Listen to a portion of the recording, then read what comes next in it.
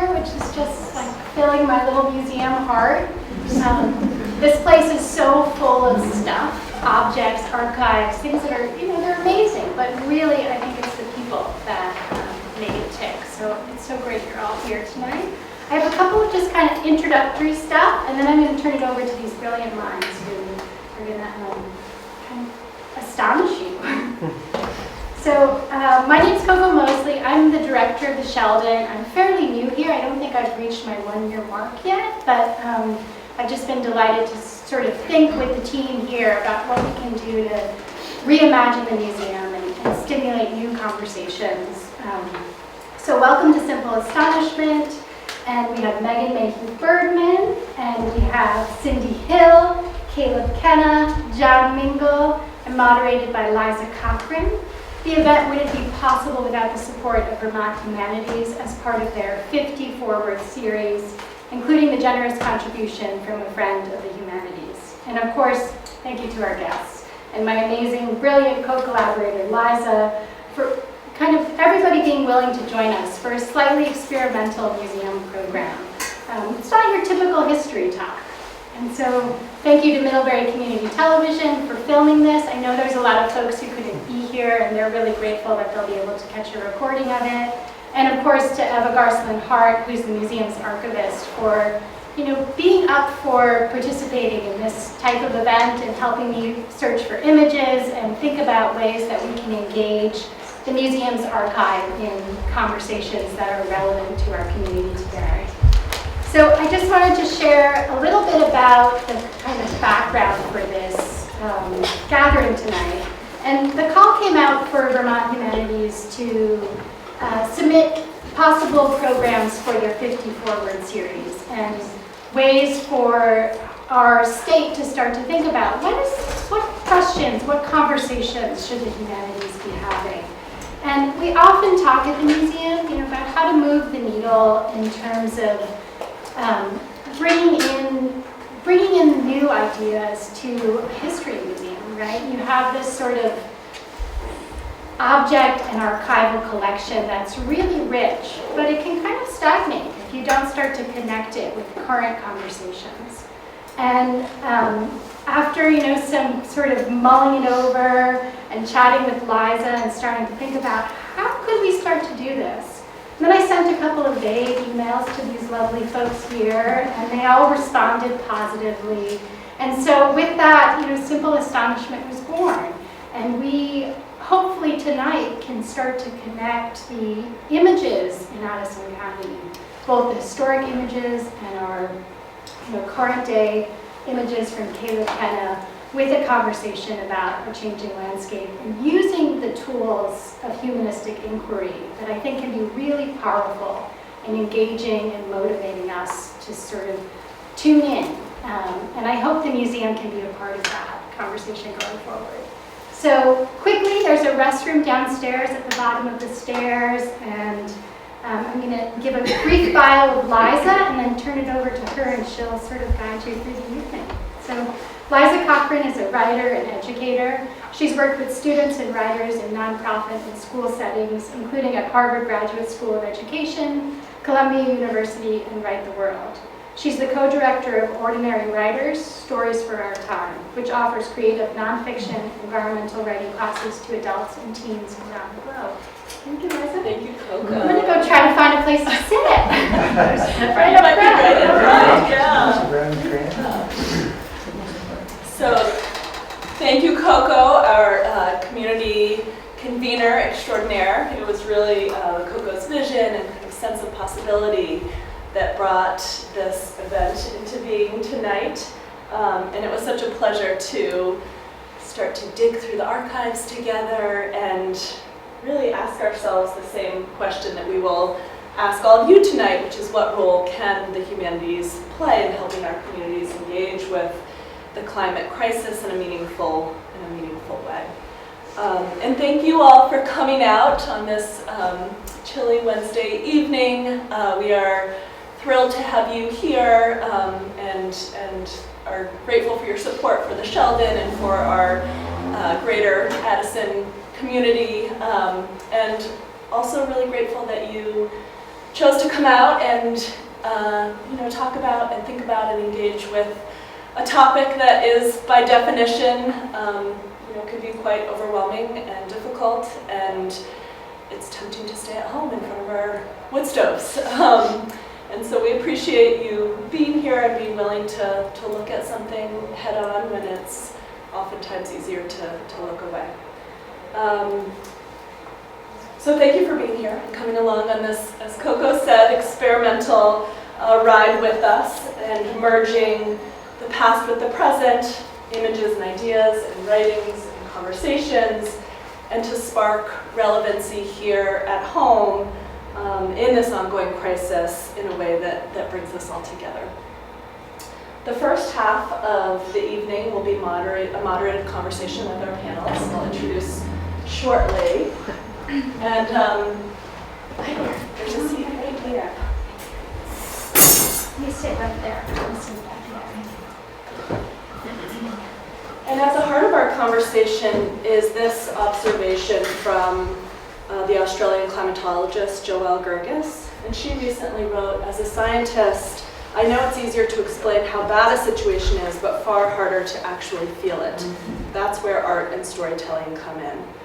So as we're hearing from our panelists, all who work at the intersection of climate change and the humanities in some shape or form, please keep in mind or jot down, we have some extra pens and papers and clipboards here, so raise your hand if you'd like one, but jot down any questions that you have. There will be about 10 minutes at the end of our first hour together where we'll do a Q&A. And then during the second hour, you'll have the opportunity to look at some of the archival images from the Sheldon's collection, as well as photographs from Caleb Kenna. And then there will be a guided observation and writing activity that will be followed by a conversation. So thank you, as Coco said, to our very lovely and willing guests tonight. I'm going to just introduce them quickly, and then they will be elaborating on their own work. But to give you a sense of who we have up here, to my left is Caleb Kenna. He's a photographer based in Middlebury. Caleb's work has appeared in the New York Times, Boston Globe, Wall Street Journal, LA Times, National Geographic, the Vermont Land Trust, and elsewhere. And he's the author of Art from Above, Vermont. And then we have Jonathan Mingle here. John's an independent journalist, has written about the science and politics of climate change, energy, and public health for the New York Times, the New York Review of Books, Yale Environment 360, and other outlets. He is a former Middlebury Fellow in Environmental Journalism and a graduate of UC Berkeley's Energy and Resources Group. He is the author of 2 nonfiction books, Fire and Ice, Solidarity and Survival on the Roof of the World, and most recently, Gaslight, the Atlantic Coast Pipeline, and the Fight for America's Energy Future, which came out earlier this year, and he lives in Lincoln, Vermont. And then we have Megan Mayhew Bergman.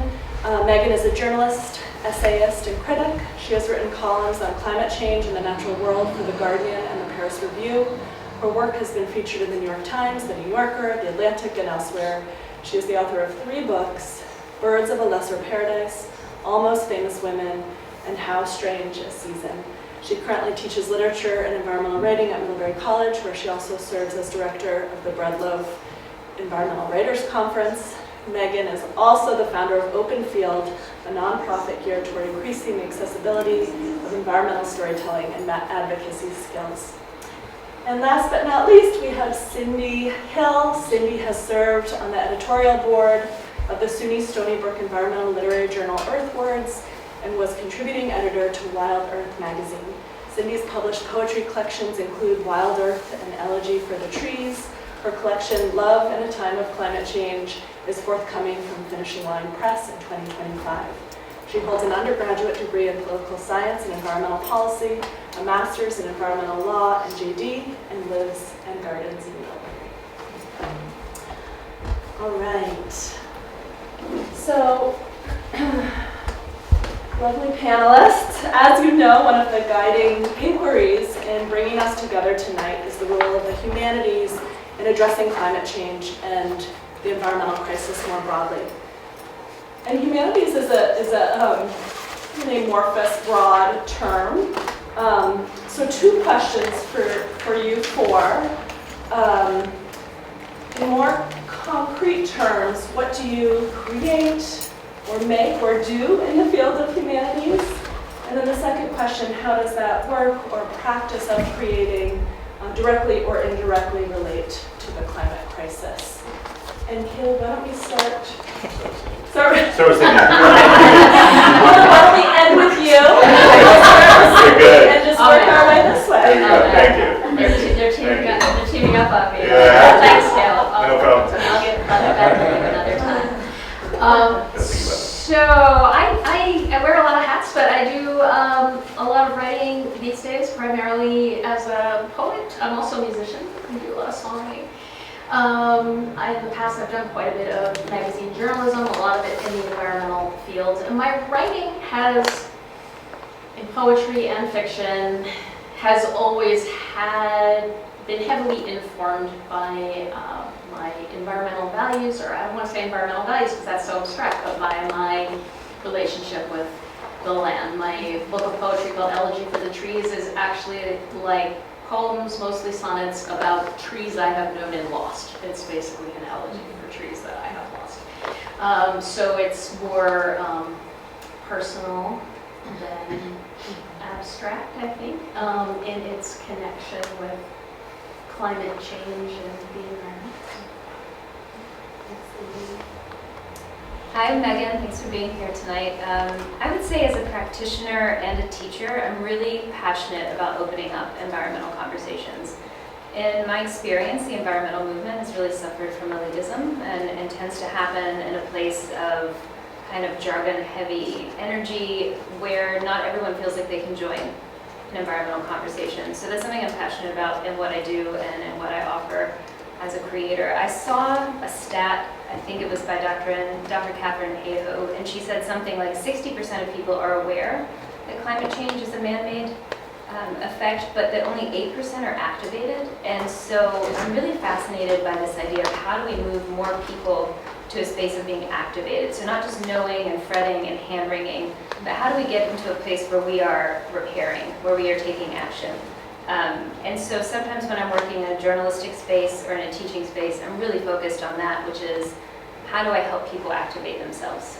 So I've offered free op-ed writing workshops. I'm under no delusion that like my fiction, my environmental fiction changes the world. I don't really believe that, but I think sometimes it's creating an emotional experience in addition to a rational experience, because I think that sort of conversion moment for a lot of people happens in an emotional space. So in my fiction, that's sort of what I'm going for. I feel like in fiction, you can get to the heart of something. I think we underestimated the spiritual tax of climate change, like how it weighs on how we think about our futures, how we think about our children's futures, our sense of hope.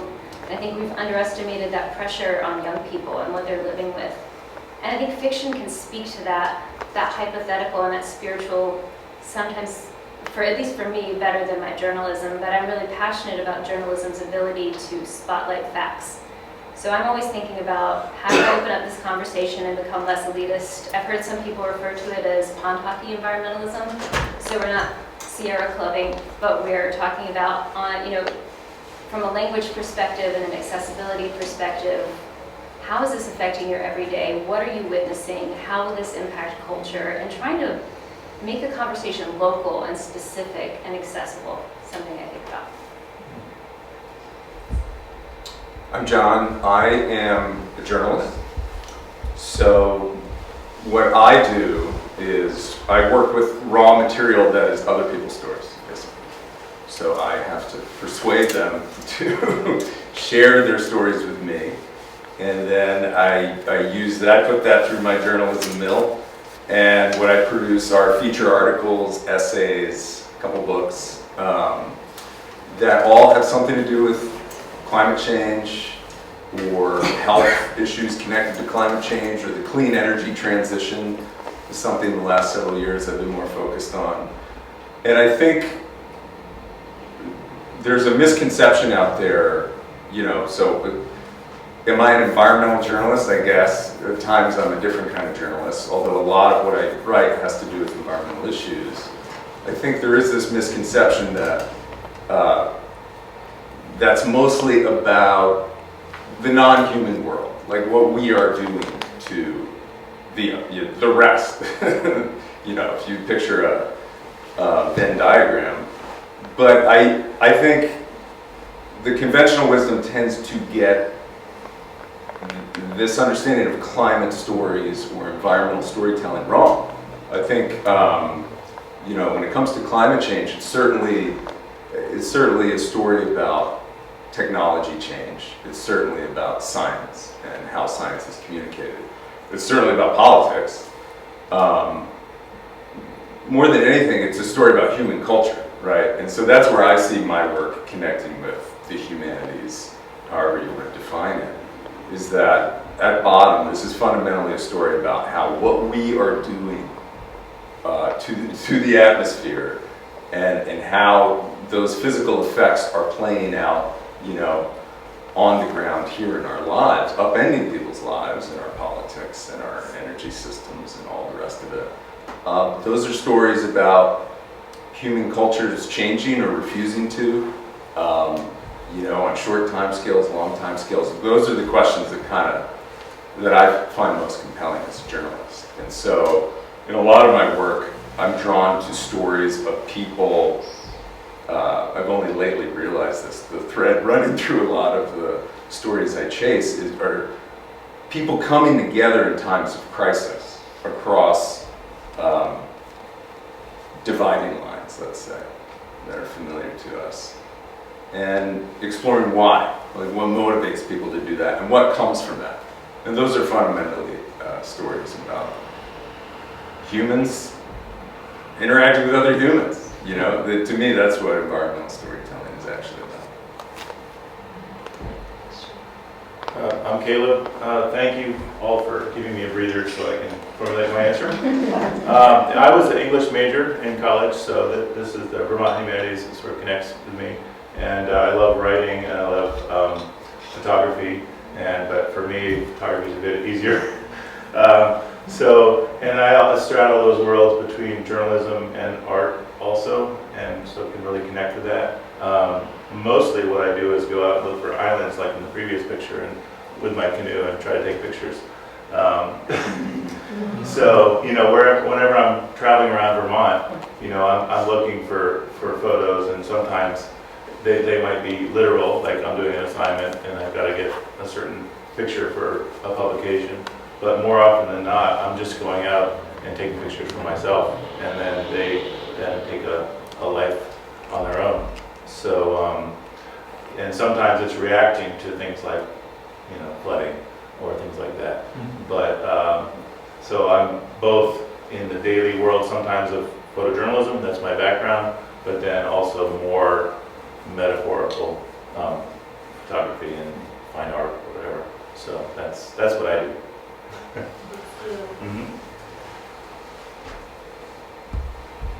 So the title of our event tonight, as you all know, is Simple Astonishment, a community conversation on a changing climate.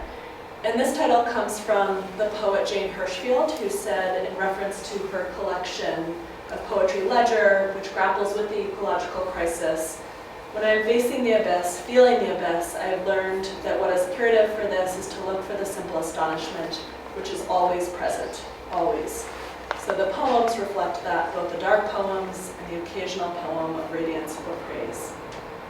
So I'm curious to hear from you all, when you, on a more personal level, are facing that abyss that Hirshfield talks about, how does the act of creating come into play for you?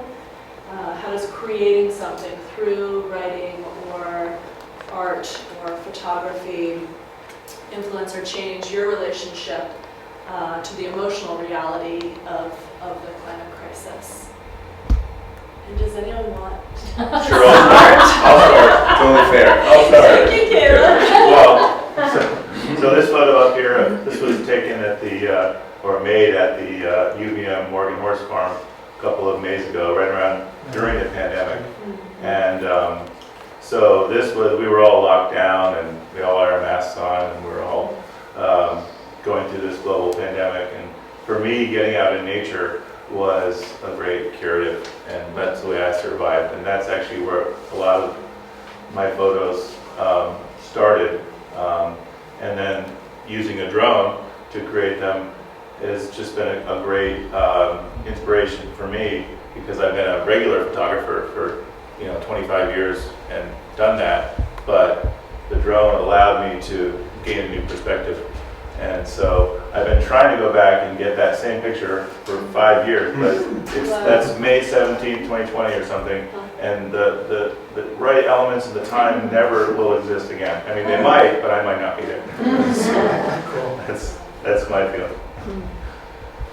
I gotta admit, like, this question kind of hits home for me, because but my day job is kind of staring into the abyss a lot.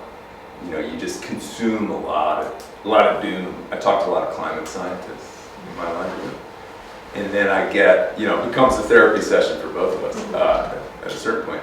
But I just came off a 4-year project producing this book that came out earlier this year, which is about communities in rural Virginia fighting a massive gas pipeline called the Atlantic Coast Pipeline. For 6 years, the story of how they fought one of the most powerful energy companies in the United States, because they felt like this project was not in the public interest. And even in those conversations, you're kind of staring into their own personal abyss. People, you have a 42-inch gas pipeline coming through your property or your town or your mountainside that you are worried will not remain a mountainside once they dig it up, or if there's a leak and a rupture and explosion. And so in a lot of those conversations, I'm, if it's not a climate scientist, I'm asking, everyday people, so tell me about your trauma in relation to this event, this project. What I found, and I think this is not just true for me, when you're staring at something this big and trying to get your arms around it, step one is to shrink it down to something of more manageable size. And I think a lot of people, I hear this a lot from people actually. Everyone is, when it comes to the climate crisis, desperate for some lever to grab, however small, some sense of agency, some handle on this. I picture this boulder like tumbling downhill, and it's moving too fast and it's too big for any one person to grab it. It's looking for like a handle. And that is actually how I feel as a writer and a journalist. Is I'm always looking for stories that I feel like are not getting enough attention. But once I feel like I found something like that, and I'm like, okay, I'm going to dedicate a certain amount of time to this and see if it's got legs, see if there's interest, see if there's a story there. I have to shrink it down too as a storyteller, and so I have my own personal abyss as a writer. It's like the reporting part's fun and good, and then you gather all this stuff and you come home, and you're staring at this mountain of material. How do I find a trail through it so I can? Well, I'm sure you have your own analog to this in your process, but the way you do that, I think, and I think this cuts across both questions, is, you're staring up at Mount Everest. How am I going to get up there? Well, you don't look at the top. You look at, I got to go here today, base camp, camp 1, camp 2. And I think that is also, there are times when my day job makes it harder to stare at this abyss. But there are times when it makes it easier, because it narrows your aperture down to the thing that I can realistically get my hooks into and do something about. And in my case, doing something about it is just telling stories about pieces of it that I don't think get enough sunlight. So I'm a huge Jane Hirshfield fan, and I was delighted to see this quote. She's not just a phenomenal poet, but a phenomenal human and thinker. And she gave an interview where she gave this gem of wisdom, and she said, "I always advise my students, open the window a few inches wider than is comfortable." And I think that's phenomenal writing advice, because it's about giving something beyond the expected. I think one of the hard things about creating socially conscious work, which any work about climate essentially is that it's very easy to be self-righteous, and generally, we, as readers, don't want self-righteousness and we don't want doom. So I think learning how to do the thing, I work with an Italian director, her name is Laura Lucetti, and she gave me the most brilliant piece of writing advice when it comes to writing about climate or anything socially conscious. And she said, hide the medicine in the cake. And I just offer that to you because I've never found anything better. The reason it's hard is it's hard to be artful, substantive, provide high quality cake and get the medicine in without getting caught working. So that's sort of my recipe for thinking about it.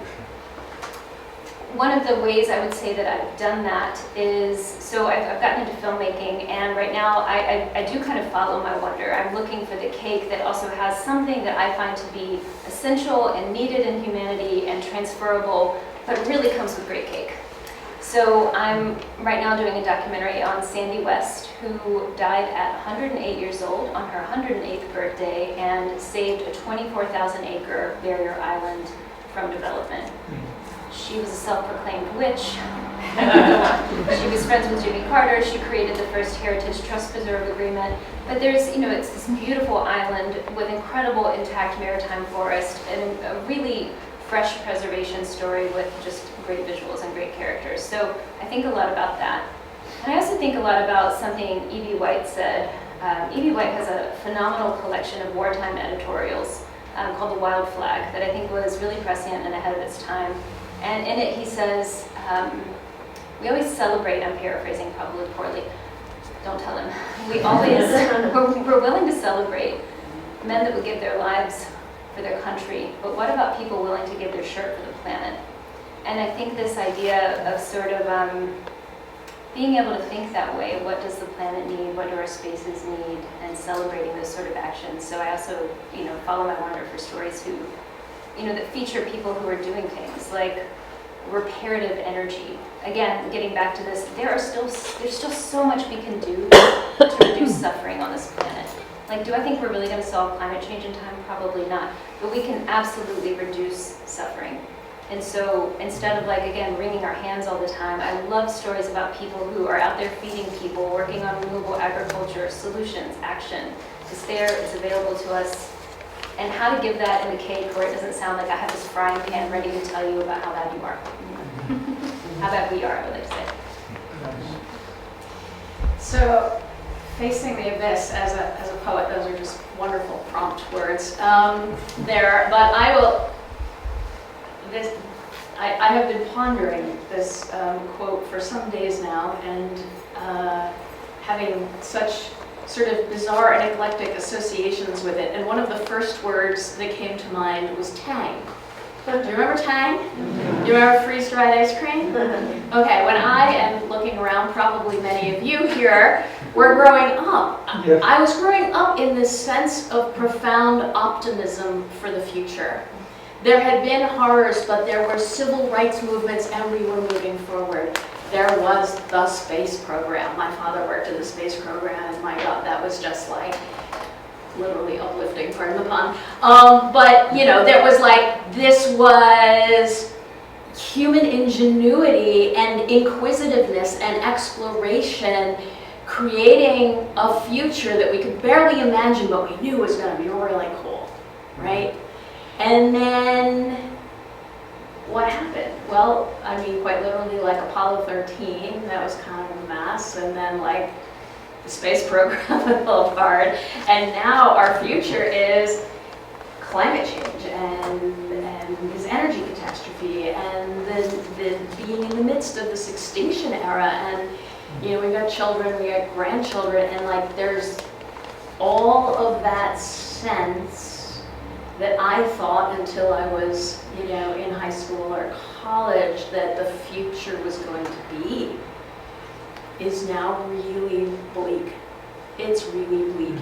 And I think this creative process is completely immersed in grief, in a process of grief. And for those of us who are getting older too, we're going through the normal process of the world is never static, it changes, and our friends and our loved ones and our family members fall away, but our sense of the future has also fallen away, and we're fairly desperate to try to find something to replace it with. Now, the one piece of that, 1960s vintage that I carried with me was that back to the earth movement, back to the land movement, the quest for authenticity, the quest for authentic individualism, the quest for, going out and living in a commune in the woods. And the more I get overwhelmed with grief, the more I want to disconnect and back away and go deeper into the authentic. And some of the things that I've heard here have been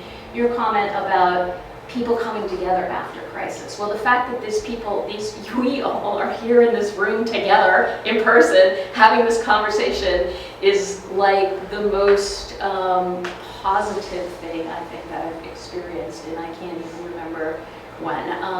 So that's that, the actual having authentic, genuine conversations with your neighbors on that small scale. And looking to this issue of story, I believe very firmly that we are not rational people. We are rationalizing people. We respond emotionally. You can have all the data that you want. Data has never changed anybody's mind about anything whatsoever. You need the story. And yet, what has happened to our stories? I think our stories have gotten so taken over by the inauthentic. We are not only so inundated with data, we are inundated with entertainment. And I have begun to wrestle with and doubt that question of the power of story and this question of what makes people actually do something. If you have read the original Bambi, the original German Bambi, or if you have more recently seen the movie Avatar, and you are not screaming in the streets over environmental destruction, then those stories, which are astonishingly powerful, that original Bambi, whoa, it'll blow you away. It is nothing like the Disney movie. Go back and read it.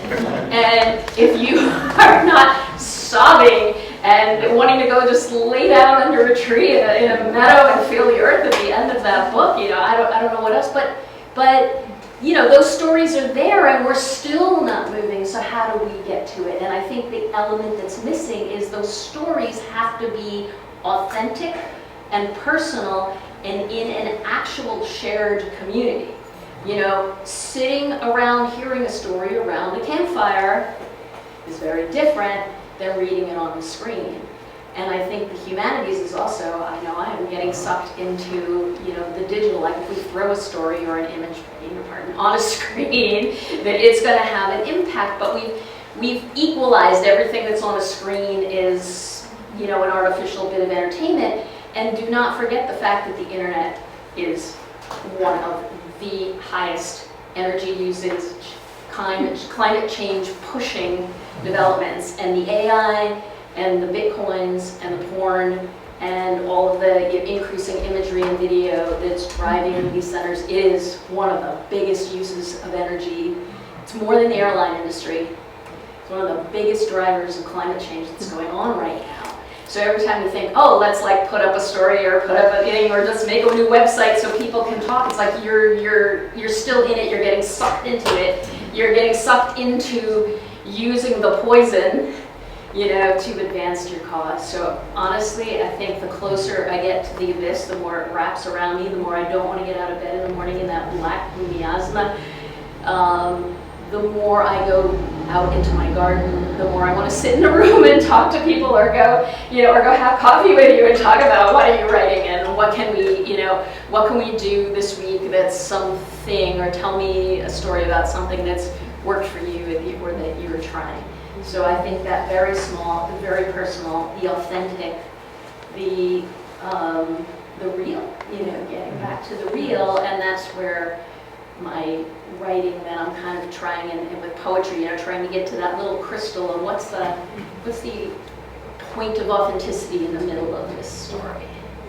Thank you, Cindy. Yeah, there's something about that active versus more passive engagement, which we'll talk more about in a little while. This next question really relates to what you were just talking about, Cindy, and also Megan, what you spoke about a bit with your introduction. So I'm going to start with you for this one. You have a heads up. So the Australian climate scientist who I mentioned earlier, Joelle Gergis, she has this to say about the humanities. She says, we live in an age awash with more information than we can possibly process. As a result, we have little knowledge and even less wisdom. We have forgotten that only when we connect our head with our heart will we find true wisdom. As a scientist, I know it's easier to explain how bad a situation is, but far harder to actually feel it. That is where art and storytelling come in. They allow us to have an emotional connection to other humans and the rest of the natural world. They help us feel something which might trigger a personal experience that leads to broader cultural change in our communities. And this idea of there being a social tipping point as well as a more scientific tipping point. So here in Vermont, climate change has turned 100 and 1,000-year storms into much more frequent events, as we all know, wreaking havoc on our communities. Meanwhile, we are behind on targets for reducing emissions as a state. So Megan, starting with you, I'm curious to know, what role do you see art and storytelling playing in helping, what role do you see them playing in helping us as Vermonters to meet these moments, both as individuals and communities? And I know you spoke to this a little bit earlier, but I'm curious to hear you elaborate a little bit more. Sure. I saw an interview last year where somebody said climate change represents the biggest failure in scientific communication. I found that deeply annoying for many reasons, because sure, absolutely scientists could have communicated better, but there's also a burden on the listener, which I think gets to your point about we're so embedded in noise and low quality noise that there's still a burden on the individual to make sure that we have some sort of filter, that we're paying attention to the things that matter. So I just want to, say that part. Secondly, I work with the Conservation Law Foundation in Boston to help the scientists and lawyers tell more personal, affecting stories. These are experts. They're incredible legal minds. They're incredible scientists. But that ability to transmit story to the general public is not really something scientists and lawyers work on in grad school. And so it's this bridge, right? Like, how do we tell these stories to the general public in an effective way? The first story I was assigned was on the collapse of the cod fishery, and I was sort of like, damn, it's hard, right? Like, there's a charisma issue sometimes with species, right? So I thought, this is going to be a really hard one to crack. How do I make people feel passionately, responsive to cod? Anybody in here? I read the book. Okay, exactly. And it worked on you. So I really was stressed about this, because I've been like, yeah, this is what I do, and then they're like, here, cod. And I spoke to a man who had a doctorate in this area, who had spent the last decade walking through the last of the cod nurseries. And immediately my heart broke. He broke my heart with first-person passion. So it's like what everybody's been saying here, which is like, let's get away from the generic, oh, climate change makes me sad, or this fishery is collapsing. He said, I wish everyone could see what I see beneath the waterline. It was just that wonder-oriented line, and he told me about these mating columns of cod that can't exist anymore because we killed, they call them BOFs, big old fat vegan female fish. They can spawn thousands of fish, but we kill them first, right? And there's society with cod. There are relationships, there are nurseries. I had no idea, and he had made this feel so wondrous and so precious. So I really believe in harnessing the passion of first person and the passion of expertise. And so sometimes I look at my role as, how can I help the people who have the knowledge? So I'm super sick of hot takes of like, climate change makes me sad, or I'm going to take up a lot of noise, saying something sort of, whatever, unsubstantiated. I'm really interested, and let's talk about the deep work. Let's listen to the people who have studied, who have spent decades of their lives understanding what this means, or people with really on-the-ground experiences, and how to help them tell those stories better. Because I, again, just really believe in the passion of first person. John, do you have anything to add? Sure. I think there's a lot of power in what you've done in Coco, convening a conversation like this. I think the prerequisite to any action is people just talking about this issue, which it may feel like here in Vermont or here in Middlebury or here in this room, like everyone's plugged in. Most people are not tuned into this problem. I can tell you with 100% confidence, having done this for, a couple decades now, it's not front of mind, right? And that may be surprising or appalling to some people who think about climate change all the time, but that's just the fact. And so I do think there's a role for, as Cindy was saying, like, not just, my article competing, on the screen with whatever TikTok meme is scrolling, on someone else's other screen. That's a hopeless, you're never going to win that fight.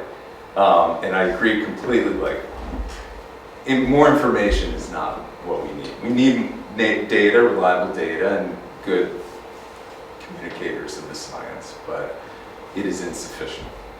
And so when I think about this question, I do, probably because I just spent a few years working on this one story, so it's very fresh in my mind.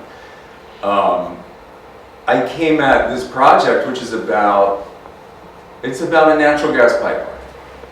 And that's something that people in climate and energy world pay attention to, like energy nerds and stuff. What does that mean? If we keep building this stuff for our missions, what will that contribute to future warming? But again, most people can't even tell you what the primary regulator, the Federal Energy Regulatory Commission, does, or that it exists, or certainly name who's on it. I couldn't either before I started this project. Now I know a whole lot about it. But why should they? Why should an average person who has a busy life and work and kids and all the rest of it, whatever else they care about aside from this issue, why should they have to pay attention to the Federal Energy Regulatory Commission?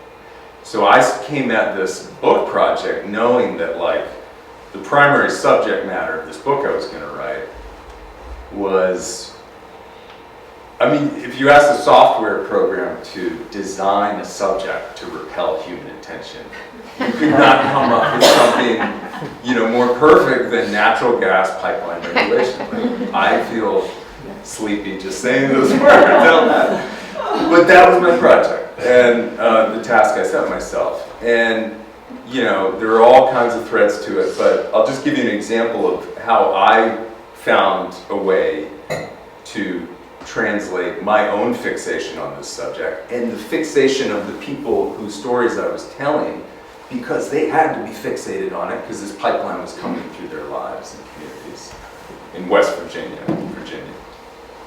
Incidentally, in mountainous terrain, very similar to what Helene just walloped in North Carolina, Blue Ridge Mountains.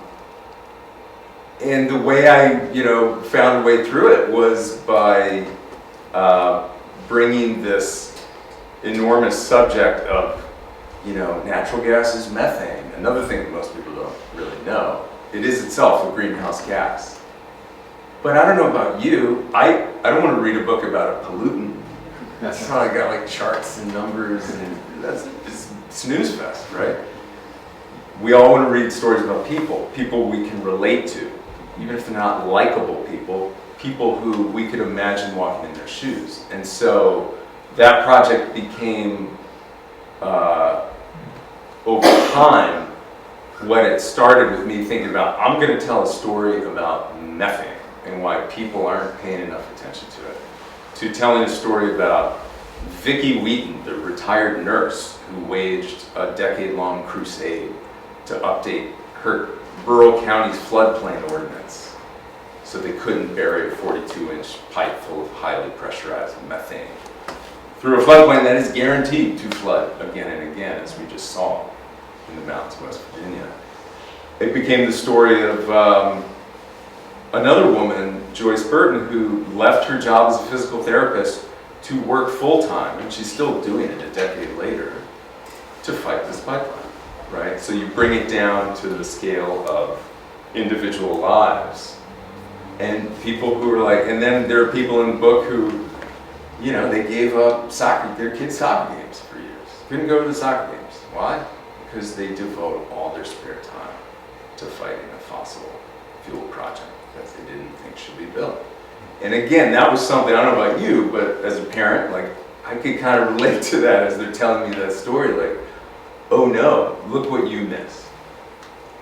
But spoiler alert, they won, they stopped the pipeline. So it's a feel-good story, which is the last thing I'll say. That is another reason I wanted to tell that story. In a landscape that has a dearth of these uplifting stories, I wanted to offer that because we need some more.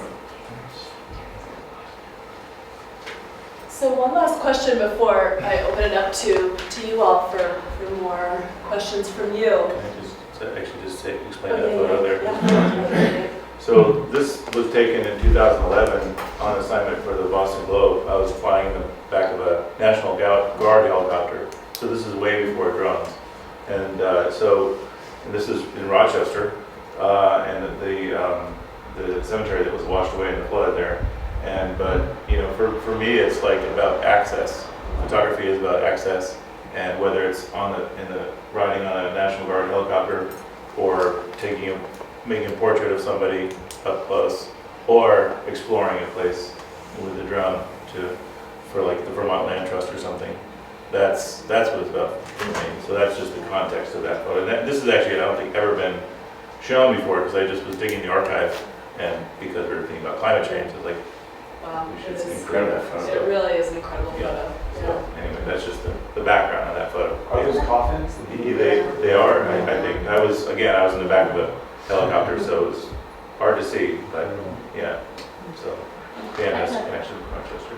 I have one quick follow-up on this quote too, which is I think there's also circularity in here, which is that this quote is saying that art and storytelling allows to have an emotional connection with other humans. But I think if we don't have emotional connections with other humans, they're not going to look at our art or they're not going to take our art in or hear our storytelling as something that's real and authentic. So to that end, anything that you do that forges community is in fact advancing this cause. And what you had said earlier about people, the elitism of environmentalism and people not being heard, all across the country, many people don't have emotional connections with people in different job fields, in different socioeconomic classes, in different local cultures or political cultures than themselves, so they don't have that emotional connection with them. They aren't willing to hear their stories.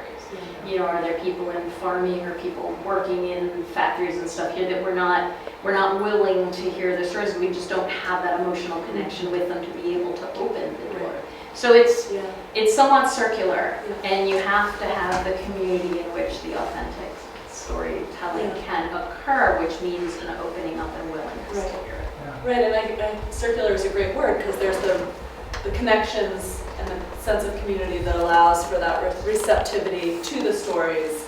And then there's the ability to do something with those stories, with the emotional response, with the information that you are receiving after the fact, and rather than being in our isolated silos with these realities, the connection to others and the community, I think, is what can really foster and allow that sense of possibility of, okay, what do we do next from here? So one more question, Caleb. This might also relate to what you were just starting to tell us about this photo. Segueing into what we will do the second part of this evening and looking at more of the images from the archive.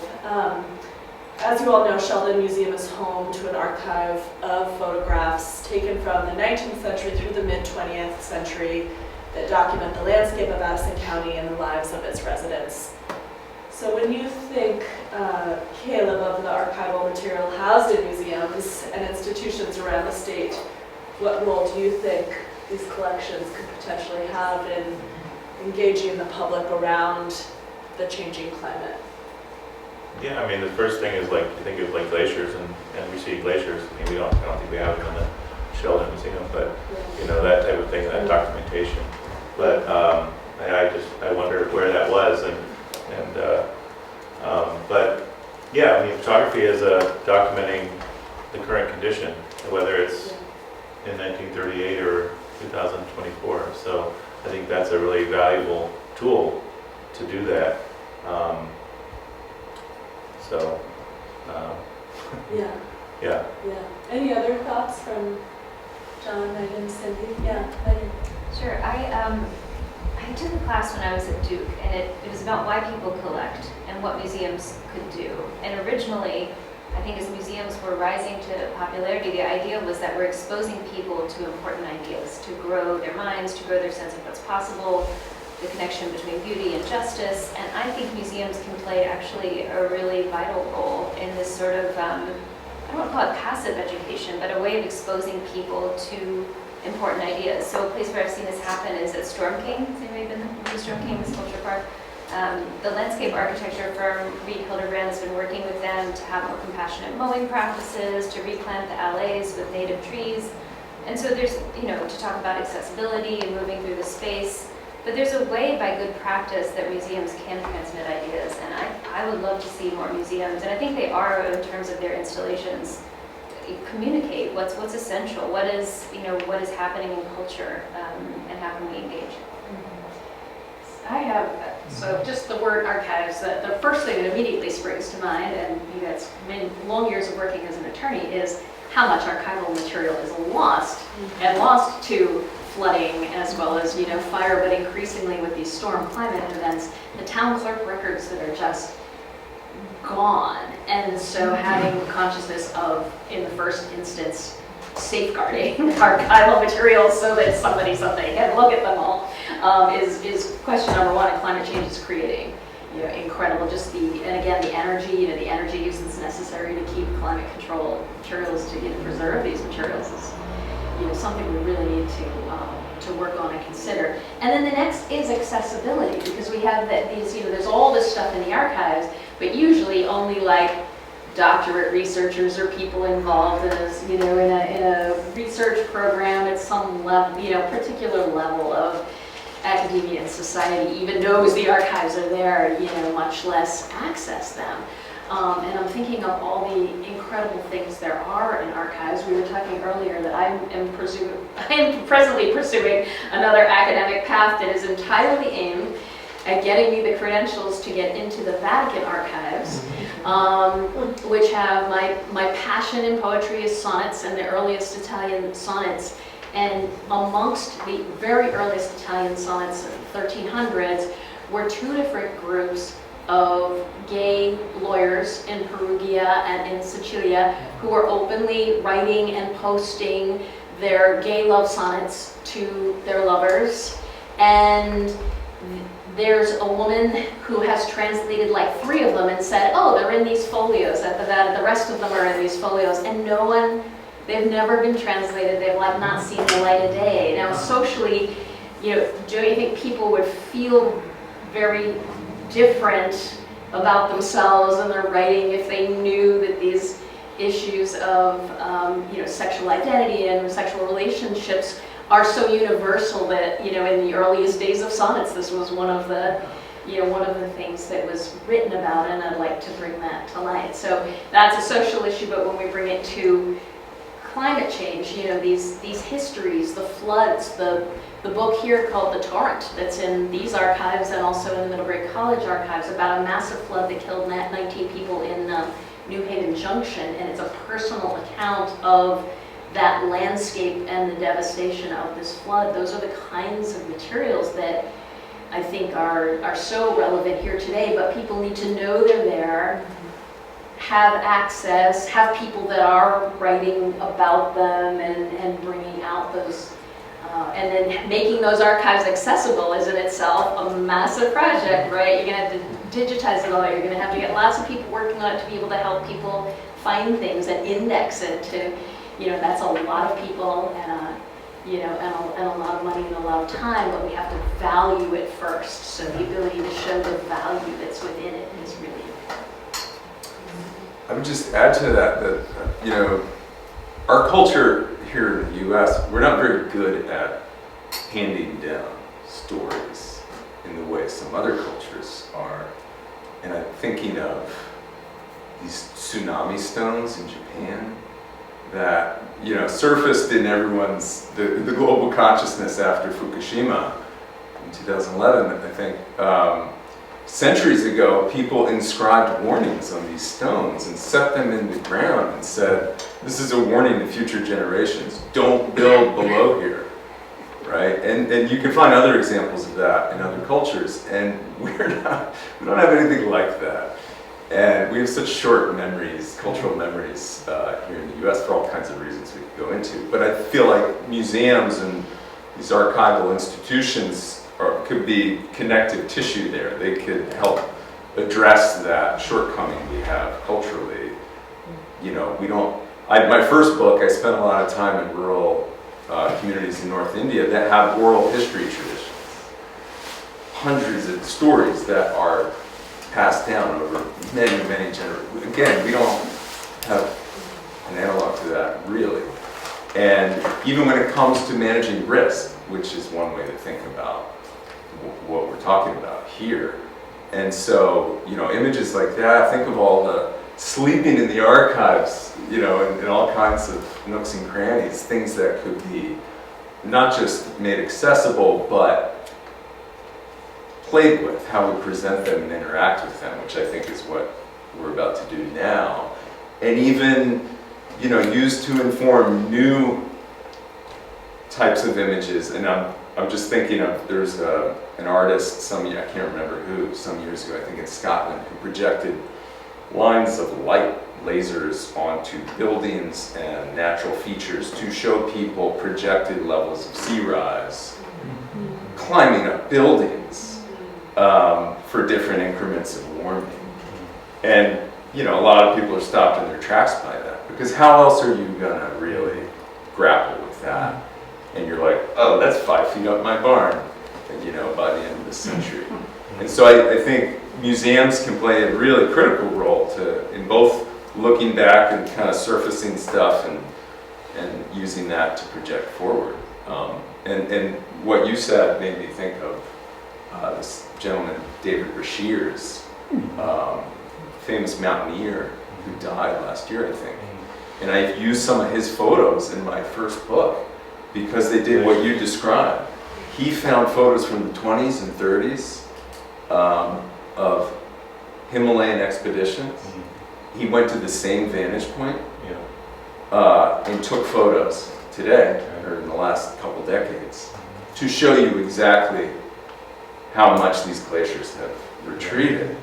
And I think that's one of the most effective climate visualization efforts I've seen recently. And he told me when I interviewed him, like, yeah, he had to go like dig out all those photos from the 20s and 30s and get permission to use them, and, you know what I mean? But man, I'm glad he did. Great. So, our lovely guest Megan here has to leave shortly. It's a little after 6. I don't know if you need to run. I teach a 7 o'clock class. The rest of our panelists are able to stay throughout, so there'll be a chance to talk more with them. But we have time now, before we shift gears, to take 2 or 3 questions from the audience. And again, we'll have some time at the end too. Yeah. Well, I was thinking about archives as a way of following evidence of what we mean, or what our aims are technologically. What is progress? Like when Robin Wall Kimmerer wrote her book, and everybody went backward, thinking about what is America, you know. So I think, you know, and history and sociology of science, people who, you know, like, if our culture is defined going towards civilization, whatever that is, you know, I think that's really, like, what are our aims? Are we going in the direction we want to? Are electric cars really a great idea? Because we found out that seawater makes them catch on fire, you know, in the last, so, you know, I just think, what is progress? I think that's like a really sort of right idea about framing what an archive can do. What were we doing, to get where we are? Was it a good idea or not? So, Does anyone want to speak more to that? And are you talking specifically about visual archives and images? yeah, but I think people could also write about, science, like what were their goals, those kinds of things.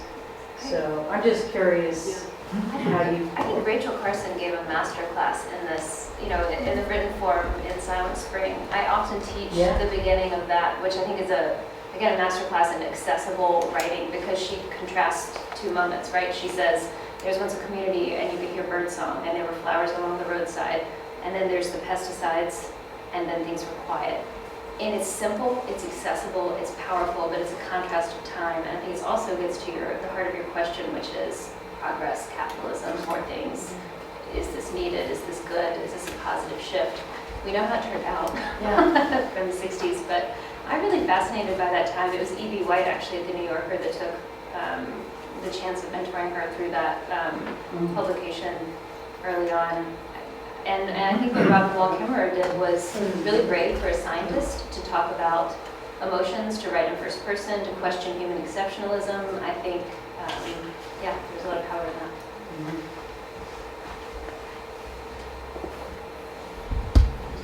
Is that a question? Yeah.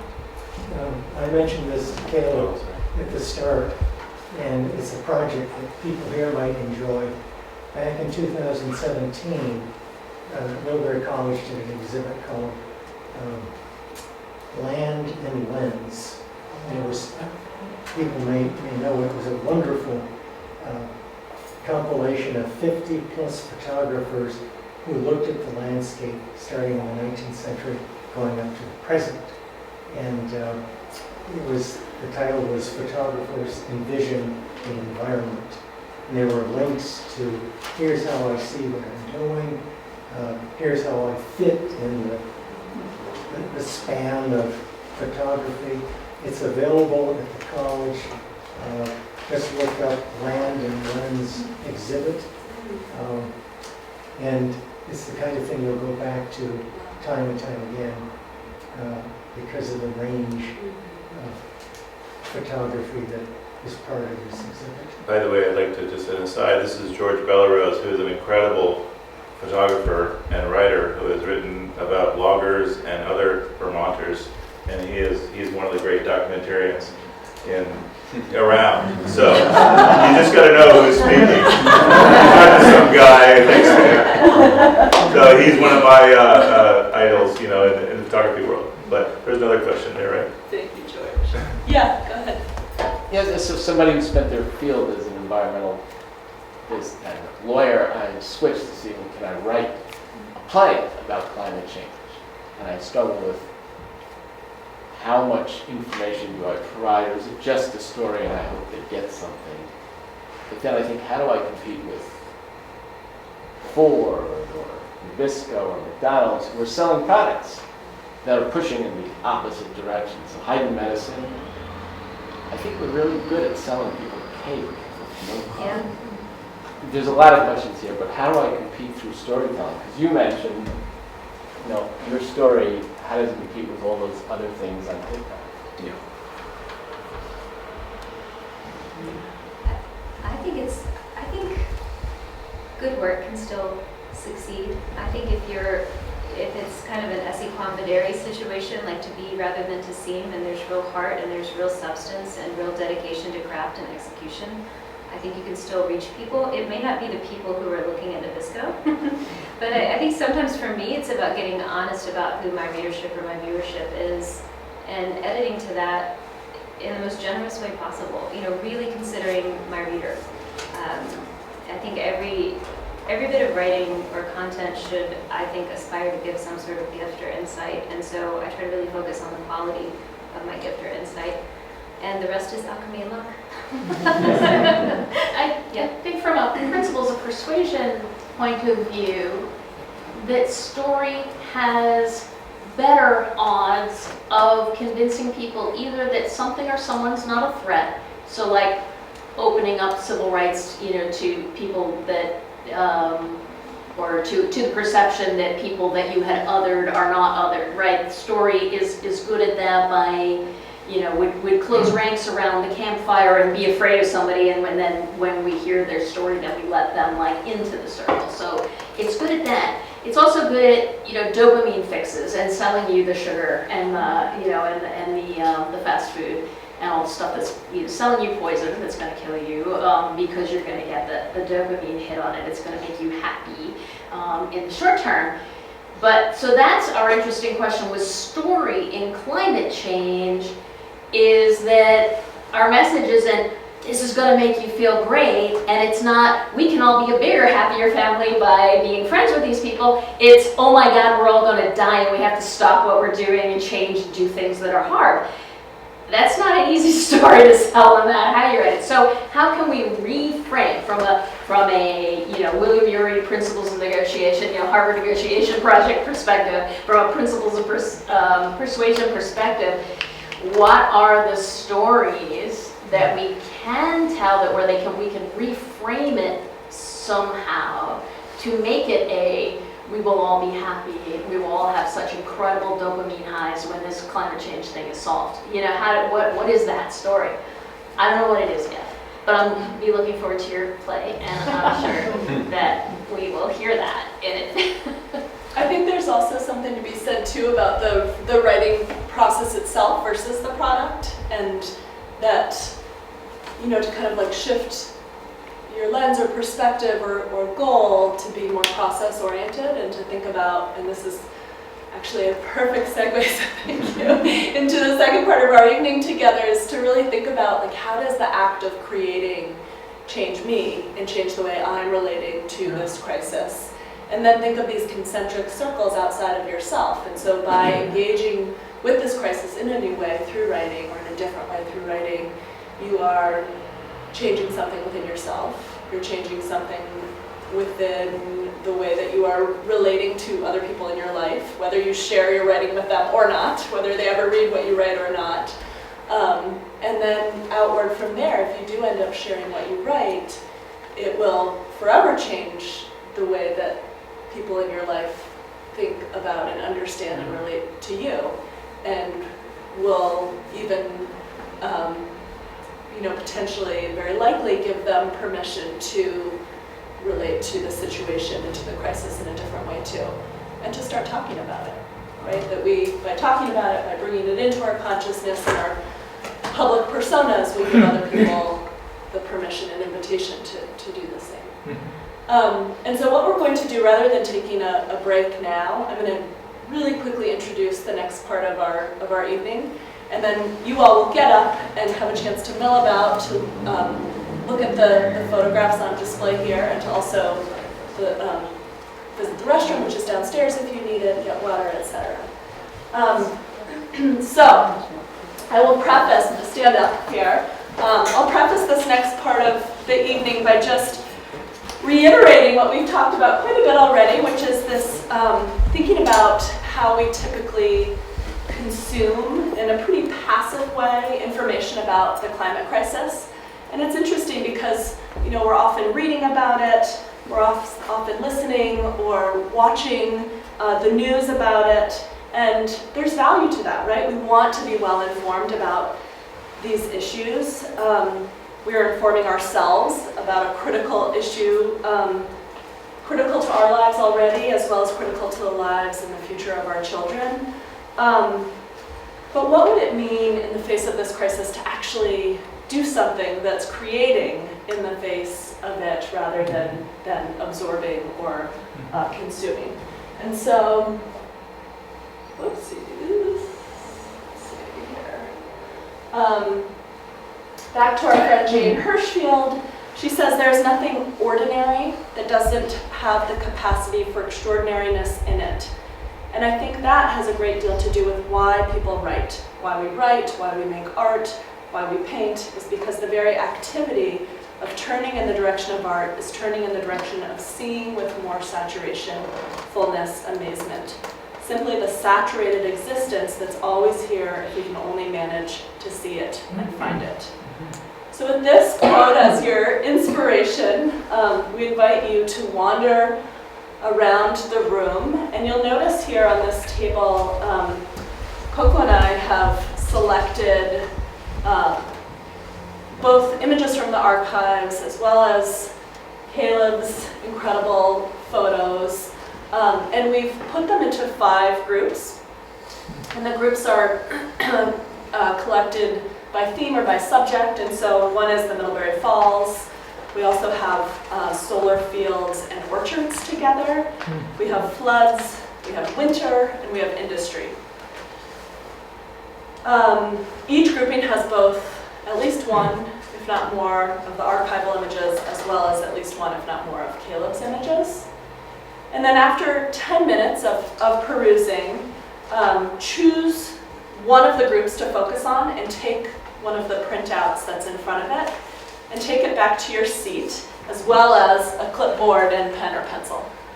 So we'll give you a few minute warning time. Any questions before we start? Okay, great. So just to reiterate, you'll have about 10 minutes to check out the images, maybe a little less than 10 minutes, and then choose one grouping to focus on, grab one of the handouts, as well as paper and pen, and then take those back to your seat. Okay.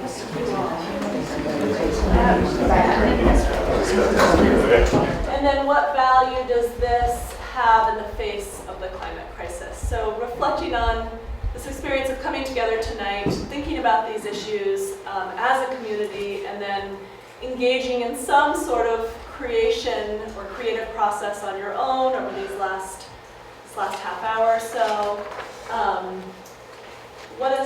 How has that changed your thoughts or understanding of relationship to place? And then how do we think about the value of that in this broader context? So would anyone like to jump in with thoughts? And it can be personal or kind of a reflection on what your group talked about together. Yeah, go ahead. Well, I didn't actually realize that I was working through something when I was involved with this process. During the pandemic, I spent a lot of time looking at, actually it was spring when the pandemic started to get going. And so I went out and I, for the first time, discovered, I'm like urban, suburban person. So I went out and discovered ephemerals, which I had no idea that there was like a whole sort of natural process that was happening where, there was no canopy. And so I think, and then I got involved with a number of other things. But where I am now is that I actually organize a regular group, a group of people. We all go out and we talk about the things that we've discovered about plants or mushrooms or trees or whatever. And it's like getting to know people. So what does this plant do in order to create an ambient environment for itself, and how does it work with others, and what are the invasive and the issues with that? And it's like I realize that I'm kind of working through in a way that I couldn't do in an urban or suburban environment where everything is so managed. So just, no negativity about your photo, but there's this, one of my pictures is this single image of a tree, which is absolutely gorgeous in the color and everything. But what it reminded me of was we went down to Boston and we were staying near MIT, and I saw this like single flower that had been planted in like this dirt.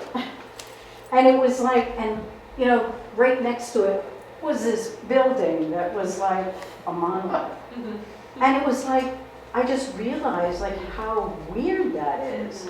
Like the idea of having like a single flower planted in order to make the environment seem more humane or whatever. And it was like, it just, I was looking at it, I felt sorry for it because it was so ridiculous. Sorry? Lonely flower. Lonely flower. Yeah, exactly, but Sounds like I mean, it. it had none of the context that we are all discovering this group, so Yeah, that's my share. thank you. Yeah. I love this question about saturated seeing, because it reflects on the time that we live in, this time, the zeitgeist, and the idea that so much is happening all the time, every minute, all the time. We're just overwhelmed with imagery and seeing. Are we really feeling? You know, the idea that we have so much going on and it's so fast, we're literally frozen in time, stuck. And the image like this, the image of solar collectors, which are great, but they're the kind of silicone that's in there, it's a fixed element that does things to capture the sun. And maybe the idea of having this perspective helps us see that as climate change. It's like, yeah, that's great, but if you think about the silicone that's embedded in this, the amorphous or the other stuff that's fixed here, or what happens to it in the future as you see time through this thing, something else happens to me in my relationship to that place. And so, and to get the perspective, like from Caleb Kenna to Galileo to the Hubble telescope to the James Webb Space Telescope, is a perspective. But then also there are artists in this room who see what the technology can see, but they see it through their human perception, their psyche-soma. So it might be that we have a different perspective in our relationship to this place, and maybe we have to sort of open the vision so it's not, the saturation is broader and more, that we could kind of take it in and grok it in a sense. You know what I mean? Yeah, open that viewfinder. Yeah. Anyone else? Yeah. Yeah, I'm thinking of saturated seeing, and so this idea of saturation and being content, and it's bringing me to like slow food of like, being slowing down, being content, being saturated and enough.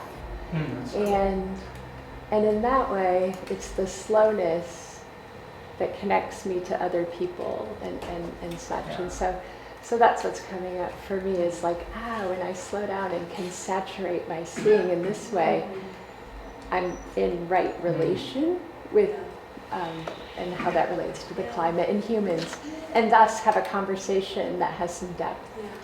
Yeah, that makes a lot of sense. It was something that Coco and I talked about too, and thinking through the components of this evening, and even to the the printed handouts. At first, we're like, well, people can take pictures with their phones of the images that they want to explore further, and then we realized what that introduces. Right? You have your phone, and you see messages, you get distracted, and really wanting to keep everyone and keep ourselves present in a different way, and that opens the door to a different form of connection and conversation with one another. I think it's closing time. I just want to share a couple of words. I'm going to make my way up here as gracefully as I can. I love this maze of people in the museum. So I just want to give a huge thank you to Liza Cochran for leading us, and Cindy and John and Megan for just bringing such a thoughtful conversation to the museum, and a really heartfelt thank you to you for all participating. I saw so much imagination, curiosity, empathy in the room, and to me those are like the superpowers of museums, what they can do, what's possible, and I'm excited about how we can make the Sheldon a place for us to engage as a community and think together and see with saturation and participate in the world in which we live. So thank you so much. Thank you Vermont Humanities for sponsoring this. Happy October.